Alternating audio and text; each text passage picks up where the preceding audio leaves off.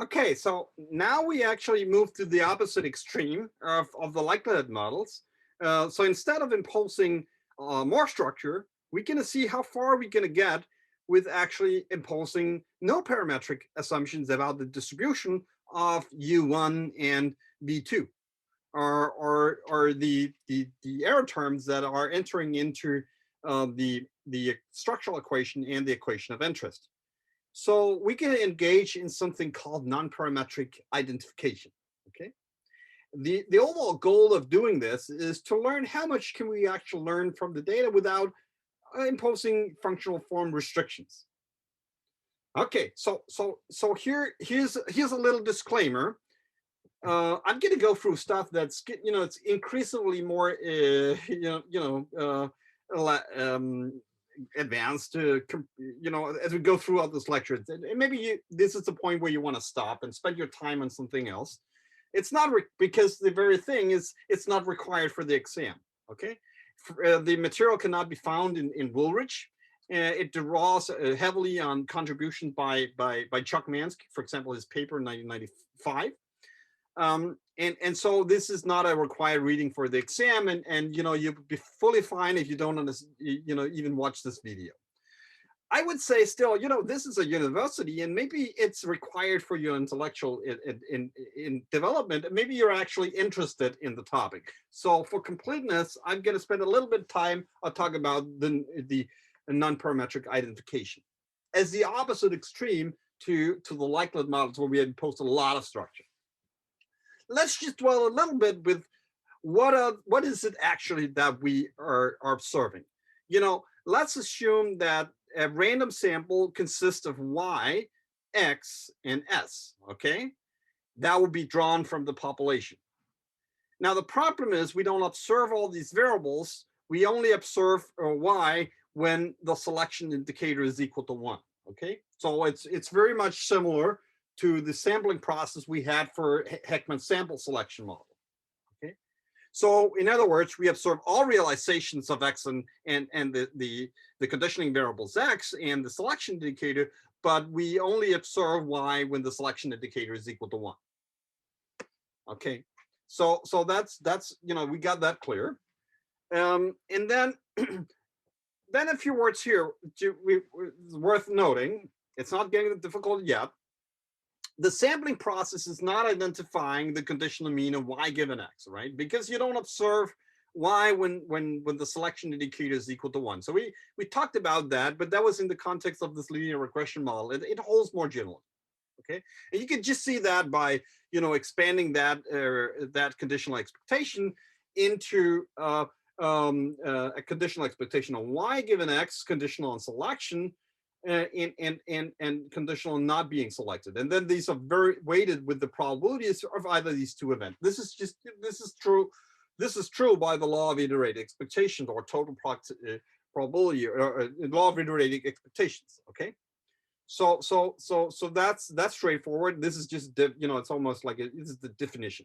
Okay, how you can get that. You can expand this expectation in these two conditional expectations weighted with probabilities for either of these two conditions.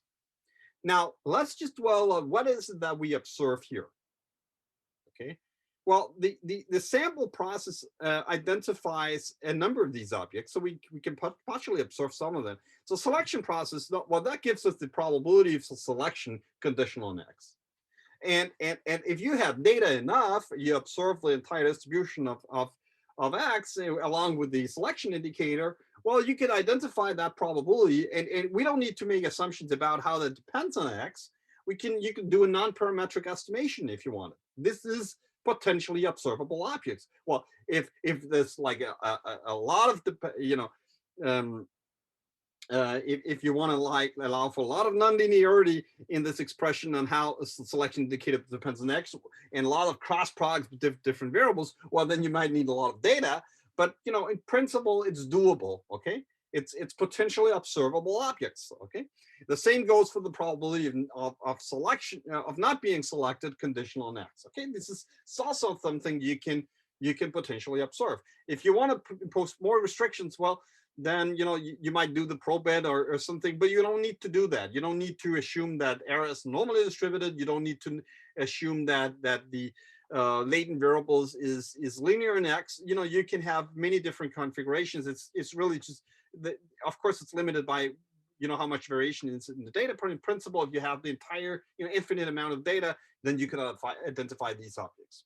And then also the conditional expectation of conditional selection. Well, that's also observable. That's a regression function with a set of continuous variables and a binary one. And there can also be binary selection. This is observable for the selected sample. This is a regression function that we would be able to estimate on the selected sample.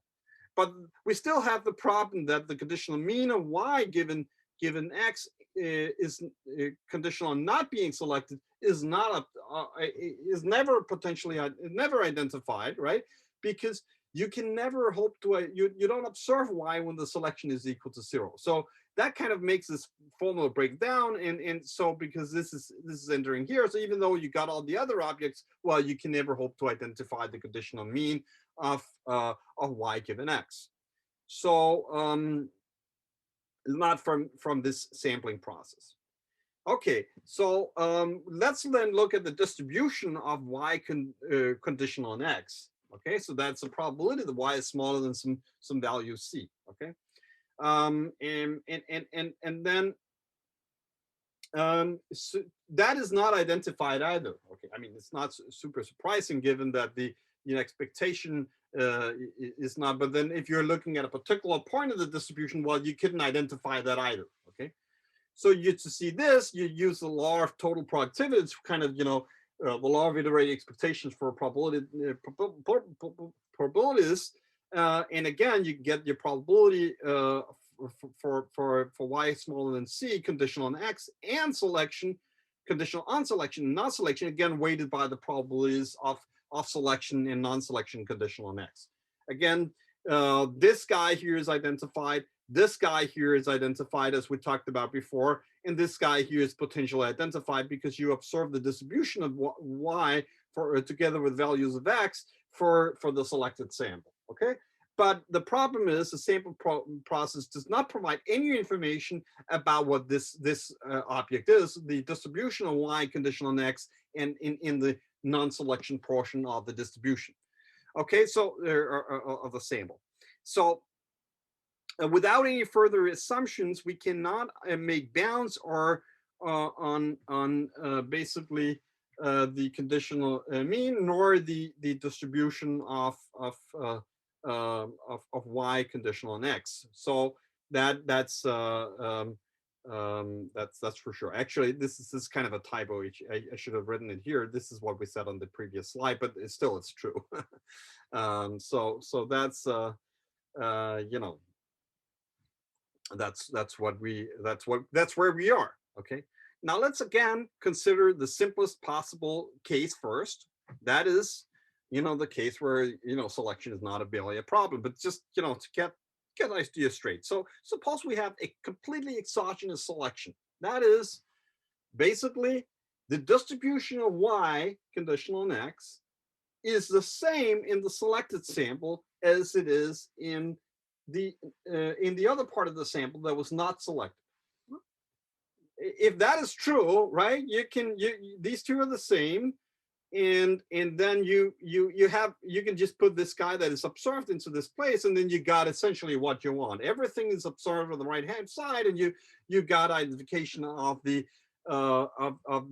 distribution of y conditional on X. Everything is fine, right? But that's kind of so this is implying basically that the conditional distribution of y given X is just equal to the probability of the distribution of y conditional on X in the selected sample. Okay, and you can see that just putting in these two together, and since these probabilities are summing to one, well, then you're just left with this, and everything is fine, and you can just work with that probability. Okay, that distribution instead, the one in the selected sample.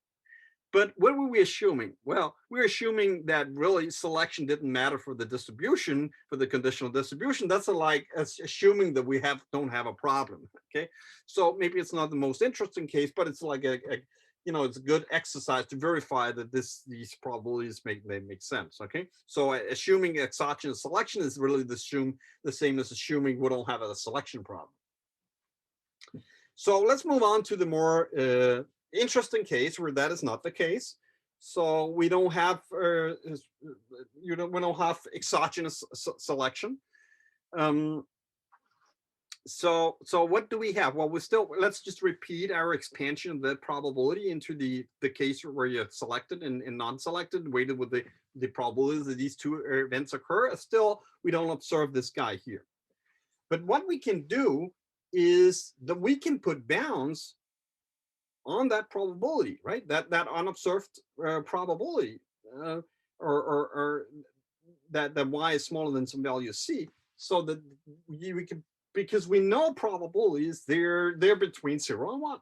Okay, so now we can bound what this expression is based on what we have observed on all the other expressions that are identified. So we can identify a probability for selection and non-selection, and then the conditional distribution in the selected sample. Okay? All these things are potentially observable and identifiable. Okay, and then we just put bounds on whatever this is, depending on whether this is equal to 0 or equal to 1. Okay, so this gives us a lower bound and an upper bound. Like, okay, so let's take the lower bound first. So what is going on if we put this guy here equal to 0?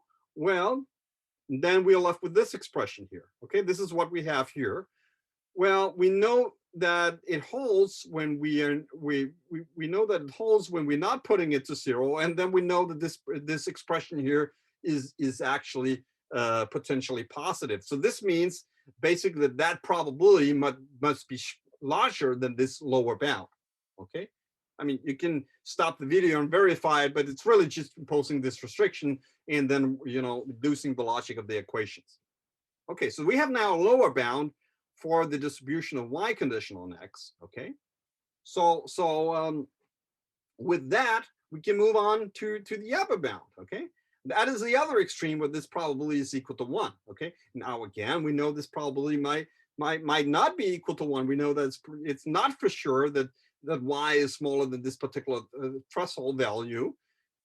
So what you have on the right-hand side, well, that it must be true, it must be smaller than the value when you put this equal to 1, right? So now you know that the probability conditional on x, the object of interest, is smaller than that upper bound, okay, where you've added that probability where you put this equal to 1. Okay, so now you see this guy here is the object of interest is trapped between these two bounds, the lower bound and the upper bound. And then what we can see here, and I think already now we can learn something by just looking at these bounds. These bounds, they become tighter and tighter as more and more observations are in the selected sample. Well, doesn't that make a lot of sense, right? If you not have many selected, non-selected observations, everybody, wage equation is like the major fraction of the population of interest is actually working. You observe the wages, well, then sample selection is probably less of a problem, and so the bounds is going to be tighter, and you know more about what is going on in the overall distribution, because the probability of being in the samples in the sensor part of the distribution is very low. Okay, so these bounds are completely tight, and you can point identify that distribution in the extreme case where everybody is selected. Okay, so very intuitive. Now, of course, that's not the case that we have. So we would like to tighten those bounds by using other information. And now we talked about the exclusive restrictions in in the binary in the selection model with the Heckman sample selection model. We talked about this excluded variable x2 that was necessary to obtain identification, so that we didn't really rely on the nonlinearity of the inverse Mills ratio. Okay.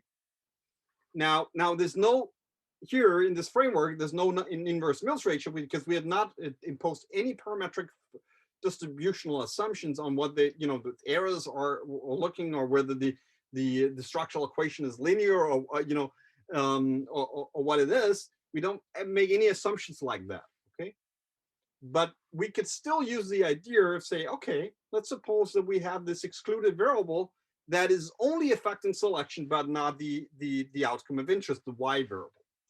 Okay, and let's just take the simplest case where we have a binary exclusive restriction, and I don't mean binary in the sense that it takes values 0 and 1, but that it takes two values. Okay, so it's called set 1 and set 2.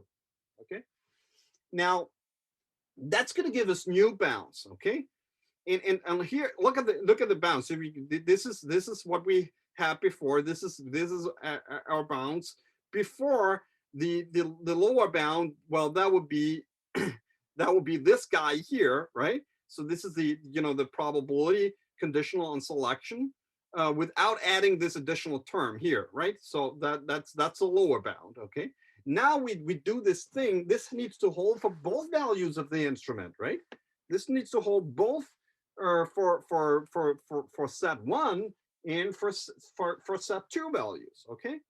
So since since this is our lower bound, well, then why don't we take the maximum, the one that is the highest, because we want to tighten the bounds. Okay, it has to hold for all values of set. So these as you get variation in set, this probabilities, this bound is moving up and down, and then since we want to tighten the bound, we take the one that tightens the most. That's the maximum of the two bounds. Okay. And then at the upper bound, you do the converse thing. You take the minimum so that the bounds are now being tighter and tighter. Okay, so now you can see how if this variation is moving around the probability of selection, and also the distribution conditional selection is moving that probability up and down. Well, then those bounds are getting tighter. Okay, what does it mean that the bounds are getting tighter? Well, it means that we can use a variation in set to learn about more precisely about what the distribution of y is conditional on x, and not conditioning on selection. Okay, so and then you might think, okay, what if we had like not a binary outcome, but set could be taking many different values. There was a lot of variation, and that variation moved up and down those probabilities quite a lot. Well, then the bounds are going to be even tighter. So in other words, the stronger the instrument, the more impact it has on selection. Okay, the more impact it has on selection, and the more variation that there is in that variable, the tighter the bounds, and the closer we are to complete non-parametric point identification. Okay, in other words, these distributional assumptions that we are making with the normality of the error terms and so on are no longer so necessary to obtain identifications and start to become testable. Okay, so we can learn more from the data when we have strong instruments with lots of variation. Okay, so that's the key learning lesson from this exercise. And I think if you think of Hackman's model, well, what were we making assumptions there? That gives point identification, because we have point identification. We're assuming more. We can actually get a point identification even without an exclusive restriction. Okay? Well, we are assuming that the errors of the selection equation of interest are correlated either positively or negatively. And we're assuming the specific functional forms for what the selection equations look like. We assumed a probit with a linear index. We have a linear regression model, so there was linearity there. So we're making lots of parametric assumptions, okay? And then we also assume that the errors in the selection equation were normally distributed. Well, if they had another distribution, our generated regressor, this inverse Mills ratio, that was really, that would have a different functional form. So, and we as we talked about, this assumption that these that you can principally point identify the parameters without any exclusive restriction, then it's only exclusively relying on functional form restrictions. The fact that that you got linearity and you got normal distributed errors. Okay, and I think we are just more inclined to trust the information in the data than our own assumptions about unobservables. Okay, and that's why you really want to find exclusive restrictions, exclusion restrictions when you're doing sample selection models. That's where the information for correcting for the sample selection bias should come from, not from kind of arbitrary functional form restrictions about unobservables. I think, that would be actually my concluding remarks during this long series of videos. And from here, I think I just wish you the best of luck at the exam. And I'm, so far I'm really impressed with your performance in our discussions and your papers. So I'm pretty optimistic that this will be like a really big success. And if you made it to this point, I'm sure you will get a good grade. So anyway, it was a pleasure. Have a good year, and hopefully we see each other after COVID is over. Bye bye.